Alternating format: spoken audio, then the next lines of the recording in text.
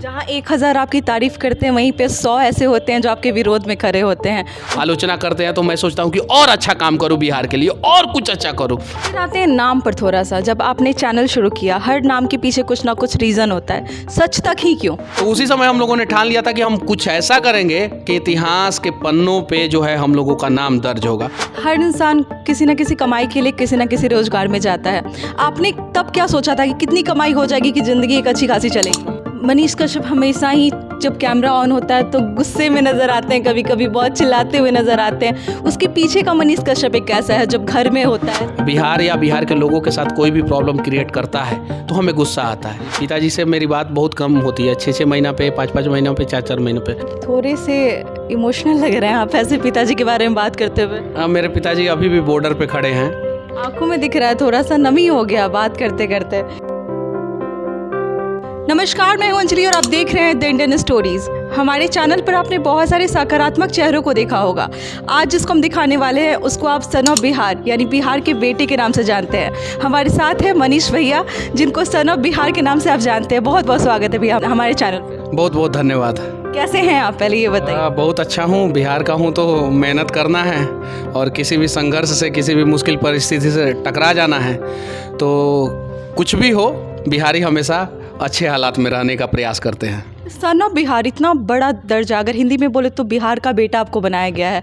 कंधों पे कितनी जिम्मेदारियां हैं? देखिए, कोई किसी को कुछ बनाता नहीं है, बनना पड़ता है।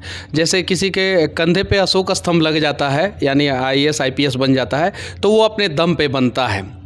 तो बनना पड़ता है। बनने के बाद जो है जिम्मेदारियां बढ़ जाती है। हम लोग जो है बने हैं, बनने के बाद जिम्मेदारियां बढ़ी हैं। और ऐसा नहीं है कि सन ऑफ बिहार सिर्फ मैं हूं। 12 करोड़ बिहारी अगर बिहार में पैदा हो रहे हैं तो वो सन ऑफ बिहार है। बस उस जिम्मेदारी को समझने की ज़रूरत है और आगे बढ़ने की ज़रूरत है और बिहार के लिए कुछ करने की ज़रूरत है। तो हम लोग लगातार प्रयास करते हैं। हाँ, हालांकि हम लोग अपने लेवल से प्रयास करते हैं, जितना हो सकता है उतना प्रयास करते हैं। बस यही है।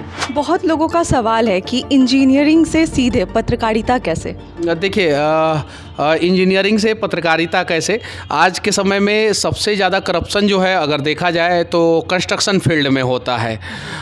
जैसे रोड, सरकारी रोड हो, सरकारी भवन हो, सरकारी पुल हो, इन सब चीज़ों में। मैं सिविल इंजीनियर हूँ, मैं इन सब चीज़ों को समझता हूँ। पत्रकारिता का मतलब क्या होता है कि आप चीज़ों को अच्छे ढंग से जानें और उसको रिप्रेजेंट करें, समाज के सामने रिप्रेजेंट करें। तो मुझे इन सब चीज़ों की जानकारी है। जैसे बहुत सारे लॉयर मतलब वकालत करने के बाद पत्रकारिता में आते हैं। बहुत सारे लोग अलग अलग फील्ड में रहते हैं, पत्रकारिता में आते हैं। आपने कभी नहीं देखा होगा कि एक सिविल इंजीनियर पत्रकारिता में आया हो। पूरे हिंदुस्तान में आप खंगाल के देख लीजिए, मैं पहला सिविल इंजीनियर पत्रकार हूँ। तो मैं जब आया तो मैंने वो चीज़ें दिखाना शुरू किया जो नेशनल न्यूज़ और बड़े टीवी चैनल या छोटे टीवी चैनल जो देखते थे रोज़, लेकिन उसमें भी न्यूज़ बन सकता है, वो नहीं सोचते थे। कोई नहीं सोचता था कि नाला में भी नाला ऊपर, सड़क नीचे, सड़क नीचे, नाला ऊपर, सड़क पे पानी, नाले में पानी क्यों नहीं जा रहा है। तो ये सोचते ही नहीं थे लोग। हाँ, बारिश के दिनों में और बाढ़ के दिनों में मुंबई में अगर पानी घुस गया तो वो न्यूज़ बनता था, बिहार में बाढ़ आ गया तो वो न्यूज़ बनता था। लेकिन सड़क पे पानी क्यों लगा हुआ है गर्मी के दिनों में, ठंडा के दिनों में नाला क्यों इतना ऊपर बनाया गया है, ये कोई नहीं जानता था। तो मैं आया, देखा, सोचा कि वीडियो बनाता हूँ। वीडियो बनाते गया, वायरल होते गया और फिर मैं इस फील्ड में आ गया। मतलब इंजीनियर बन के उसकी खामियों को बताना मुश्किल होता है, इसलिए पत्रकारिता में आके उसकी खामियों को बताना ज़्यादा सही लगा। नहीं, मैं जहाँ भी काम किया हूँ, हम लोग देखिए, हर इंजीनियर गलत नहीं है। प्राइवेट कंपनियों में जो इंजीनियर काम कर रहे हैं उसमें से ज़्यादातर इंजीनियर सही रहते हैं। ज़्यादातर मतलब कि मोर देन 90% इंजीनियर प्राइवेट कंपनियों में सही रहते हैं। सरकारी कंपनियों में काम करने वाले, सरकारी प्रोजेक्ट में काम करने वाले इंजीनियर गड़बड़ होते हैं। वो ऐसा नहीं है कि उनके पास नॉलेज नहीं होता है, नॉलेज होता है। वो एक सिस्टम बना हुआ है, करप्शन का एक चैन बना हुआ है, वो ऊपर से नीचे तक गलत कराया जाता है। अगर वो गलत नहीं करेंगे तो उनको जो है वहाँ से हटा दिया जाएगा। तो बस मैं सिस्टम को मेंटेन रखने के चक्कर में ही सब कुछ हो जाता है। देखिए, अभी गांधी सेतु गेमन इंडिया ने बनाया था, शायद से, मेरी जानकारी अगर सही है तो 1983 में जो है उसको खोला गया था। इंदिरा गांधी का सबसे बड़ा प्रोजेक्ट था वो। उस समय भारत का सबसे बड़ा पुल था, भारत का सबसे बड़ा पुल, भारत का सबसे बड़ा पुल था। 5.7 किलोमीटर लगभग उसकी लंबाई थी। अब सोचिए, उस पुल में करप्शन हो गया। आज तक वो एक ही तरफ से चलते आ रहा है।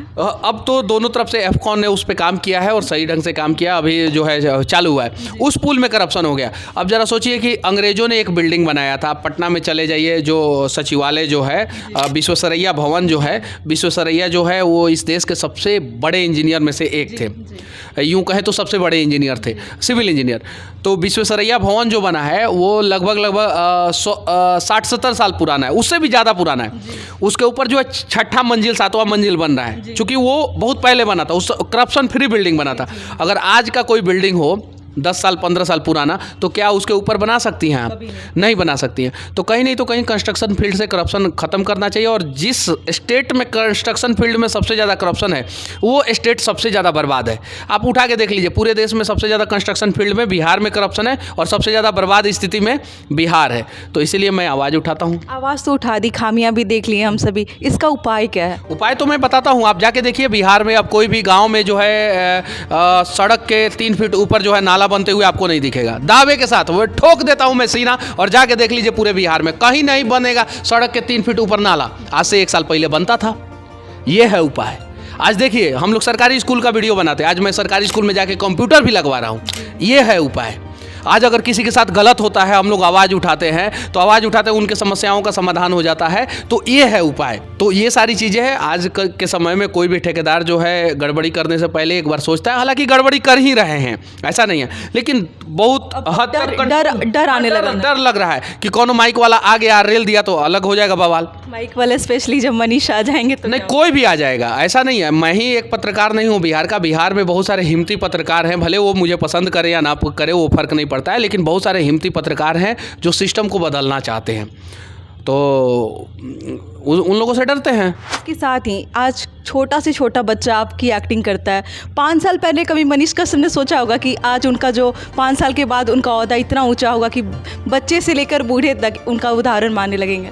जब मैं 8वां क्लास में था तो मेरे एक शिक्षक ने बोला था, मैं विद्या मंदिर में पढ़ रहा था, तो हम लोग गुरुजी बोलते हैं उन लोगों को। तो गुरुजी बोले थे क्या कि पता है कि बाबू, जब दीवार पे दादाजी का फ़ोटो लगा रहता है या दादाजी के पिताजी यानी हमारे परदादा जी का फ़ोटो लगा रहता है और पोता पूछता है कि ये कौन है, तो दुख होता है। तो फ्रेम में लगने वाला फ़ोटो मत बनना, इतिहास बनाने वाला फ़ोटो बनना और इतिहास के किताबों में जो है अपना नाम दर्ज कराना। वरना धरती पे पैदा तो बहुत सारे लोग होते हैं जो चले जाते हैं, जिनकी जानकारी जो है उनके गाँव वालों को भी नहीं होती है।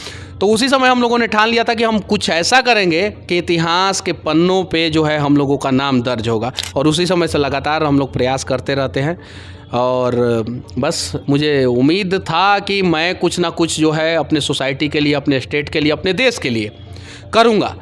लेकिन इतना प्यार इतना जल्दी मिलेगा ये कभी उम्मीद नहीं था मुझे। जहाँ 1000 आपकी तारीफ़ करते हैं वहीं पे 100 ऐसे होते हैं जो आपके विरोध में खड़े होते हैं, उनके बारे में क्या बोलेगा, जिनको मनीष कश्यप हर चीज़ में नकारात्मक नज़र आते हैं?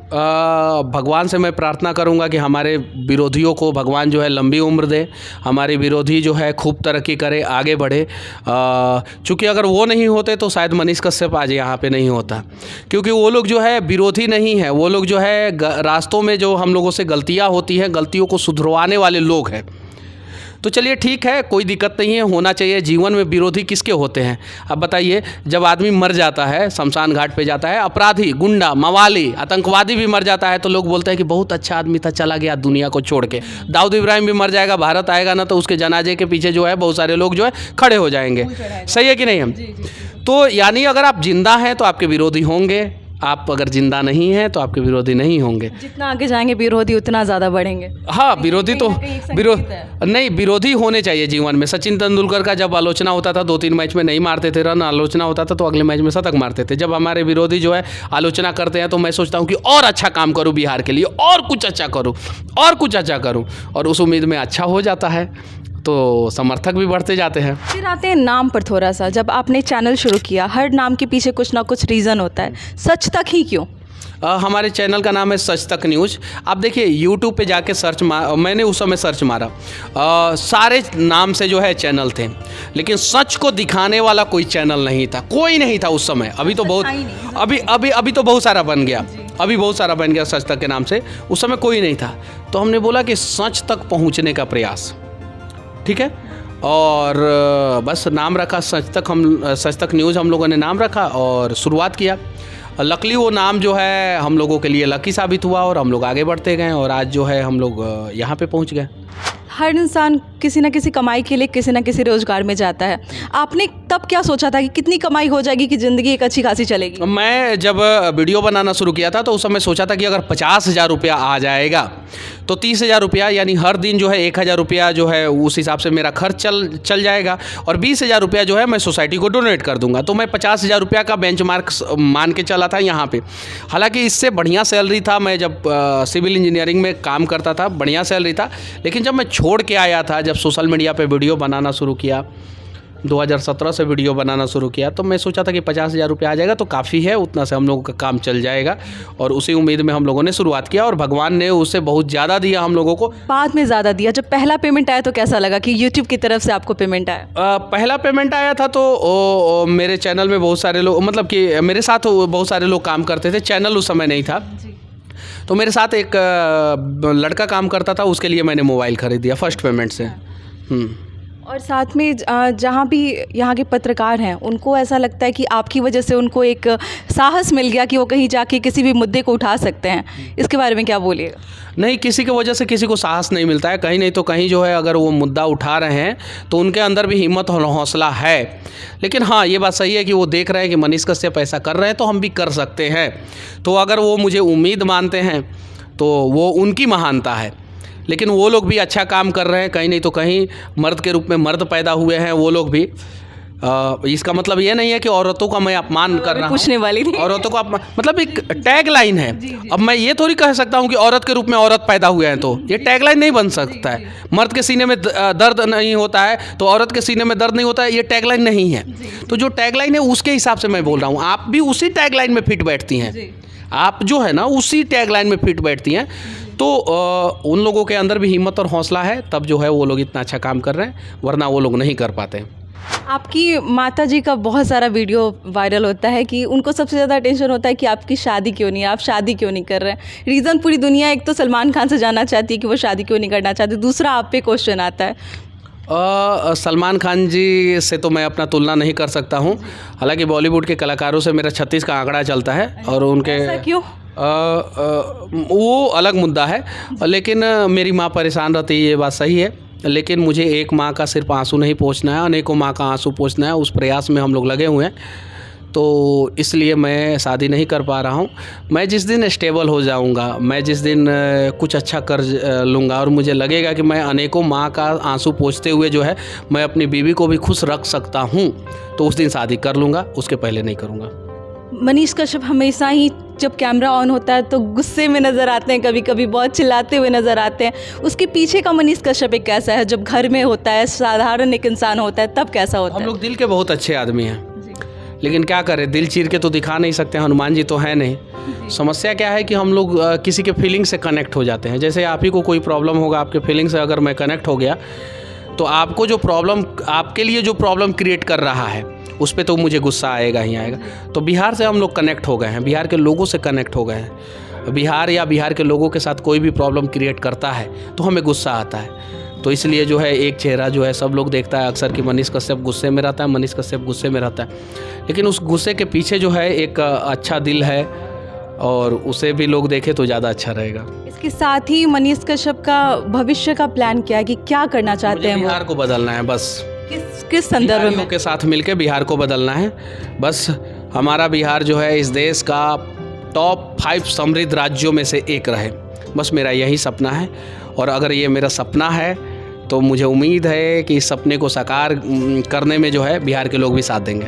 मनीष कश्यप का ये एक उदाहरण कौन है कि जिसको देख के वो सीखते हैं? हर किसी का किसी ना कोई ना कोई एक होता है जिससे वो इंस्पायर होता है, मोटिवेट होता है। आपके कौन है? मेरे पिताजी हैं, मेरी माँ है और मेरा भाई है। जब मतलब कि मेरे पिताजी तो आर्मी में हैं, लेकिन बहुत सारा फाइनेंशियल प्रॉब्लम जो है आ जाता है। जब मैं कॉलेज फ़ी देने के लिए हमारे पास पैसा नहीं होता था तो मेरा भाई जो है कहीं कहीं से व्यवस्था करके जो है किसी से पैसा लेके जो है वो हमारे खाते में पैसा डालता था। मुझे आज भी याद है कि उसने लोन लिया था, मेरे लिए लिया था। तो मेरा भाई, जो मेरा छोटा भाई है, वो है मेरी माँ वो है, और मेरे पिताजी से मेरी बात बहुत कम होती है, 6-6 महीना पे, 5-5 महीनों पे, 4-4 महीनों पे। मुझे पता है मेरे पिताजी मुझे बहुत पसंद करते हैं, बहुत लाइक करते हैं और बहुत मानते हैं, बहुत प्यार करते हैं, लेकिन बहुत ज़्यादा केयर करते हैं। फ़ोन पे जब बातचीत होती है तो लंबी बातचीत होने लगती है, कभी कभी गुस्सा हो जाते हैं, इस वजह से जो है थोड़ा कम बातचीत होती है पिताजी से। लेकिन ये 3 लोग हैं। थोड़े से इमोशनल लग रहे हैं आप ऐसे पिताजी के बारे में बात करते हुए। मेरे पिताजी अभी भी बॉर्डर पे खड़े हैं, तो थोड़ा सा पिताजी का बात करते हुए थोड़ा सा इमोशन आ जाता है। आंखों में दिख रहा है, थोड़ा सा नमी हो गया बात करते करते, मतलब ध्यान नहीं गया, सडनली मेरा ध्यान गया कि ये क्या है। अच्छा चलिए थोड़ा सा टॉपिक चेंज करते हैं। और अगर इतने सारे आपके व्यूअर्स हैं, इतने सारे सपोर्टर्स हैं, एक कमेंट, एक हमारे डेट ऑफ बर्थ में गलती हो गई तो लाखों लोगों का मैसेज आ गया, अरे मनीष भैया ये वो पूरा सब कुछ बोलने लगे। कोई ऐसी बात जो आपके फ़ैन के थ्रू आपको मिली हो, क्योंकि बहुत सारे टैटू बनवा के शायद आए थे आपके सामने में, कुछ ऐसी बातें जो याद रह गई हो कि वो इंसान मेरे लिए ऐसा कुछ किया? देखिए, एक आदमी कोई होता तो शायद से मुझे एक आदमी का नाम मैं रखता। मेरे जीवन में बहुत सारे लोगों ने मेरा मदद किया है और हर कदम पे मदद किया है, तो मैं किसी एक आदमी का नाम रख के जो है बहुत सारे लोगों को जो है बहुत सारे लोगों ने जो अच्छा किया है उसे मैं शर्मिंदा नहीं करना चाहता हूँ, और मैं खुद को भी शर्मिंदा महसूस नहीं होने देना चाहता हूँ। तो बहुत सारे लोगों ने मेरे जीवन में बहुत अच्छा काम किया है। साथ ही जो व्यूअर्स हमारे देख रहे हैं हमारे चैनल के माध्यम से, आप क्या उनको संदेश देना चाहेंगे? आप लोग बढ़िया स्टोरी करती हैं। मैंने देखा था मेरा स्टोरी करने से भी पहले आप लोगों ने बहुत सारे लोगों का स्टोरी किया था। ऐसे ही स्टोरी करते रहे, आगे बढ़ते रहे, और आप लोग जो है इन लोगों को ढेर सारा प्यार दें और इनके चैनल को सब्सक्राइब करें। मतलब सब्सक्राइब वाली बात मेरा बोला हुआ नहीं था उनको, बट ऐसा है कि जो जितने लोग इनसे जुड़े हुए हैं ये बहुत सिंपल इंसान है। अभी मेरे सामने जब ये नहीं आए थे तो ऐसा लगा था मेरे सारे क्वेश्चन वाले जो एक स्लॉट था वो ख़त्म हो गया था मेरा, बट बात करते करते बहुत कंफर्टेबल फील हुआ। मनीष कश्यप क्या है, कैसे हैं वो, जितने हैं वो आपके सामने हैं, उसके पीछे कुछ भी नहीं है। तो ये था मनीष कश्यप के साथ एक एक्सक्लूसिव इंटरव्यू। आपको कैसा लगा ज़रूर हमें बताइए। Thank you so much. जय हिंद।